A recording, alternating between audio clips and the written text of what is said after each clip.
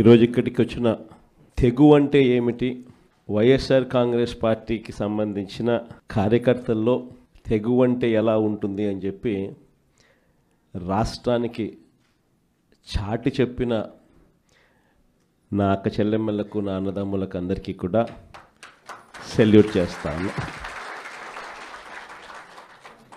ఎందుకంటే ఈరోజు మనము యుద్ధ వాతావరణంలో ఈరోజు ఆంధ్ర రాష్ట్రంలో ప్రజలు బ్రతుకుతూ ఉన్న పరిస్థితులు కనిపిస్తూ ఉన్నాయి. ఇలాంటి దుర్మార్గమైన పాలన, రెడ్ బుక్ పాలన బహుశా ఎప్పుడు కూడా ఆంధ్ర రాష్ట్రంలో గతంలో ఎప్పుడు చూసి ఉండదు. అలాంటి పరిస్థితుల మధ్య ప్రజాస్వామ్యాన్ని ఖూనీ చేయడం అంత సులువు కాదు. ప్రజల్లో వ్యతిరేకతను గొంతు పట్టుకొని నలపడం అంత సులభం కాదు. ఇచ్చిన మాటను, మేనిఫెస్టోలో చెప్పిన మాటలను నిలబెట్టుకోకపోతే నీ తోలు తీస్తాం అని చెప్పగలిగిన సత్తా వైఎస్ఆర్సీపీకి ప్రతి గ్రామం నుంచి ఆ కార్యకర్త లేస్తాడు అని చెప్పి చాటి చెప్పాం. మీ తెగువకు మరొక్కసారి సెల్యూట్ చేస్తూ అడుగులు కార్యక్రమాన్ని ముందుకు తీసుకొని పోతా ఉన్నాం. ఆశ్చర్యం కలిగించే విషయాలు.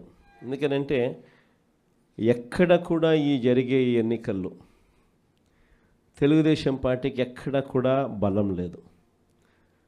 ప్రజలు ఓట్లు వేసిన పరిస్థితుల మధ్య వైఎస్ఆర్ కాంగ్రెస్ పార్టీ జెండా మీద, వైఎస్ఆర్ కాంగ్రెస్ పార్టీ గుర్తు మీద గెలిచిన సభ్యులు ప్రతి చోట చూస్తే అసలు తెలుగుదేశం పార్టీ ఎందుకు పోటీ పెడతా ఉంది అని చెప్పి ఎవరికైనా కూడా ఇట్టే అర్థమవుతుంది.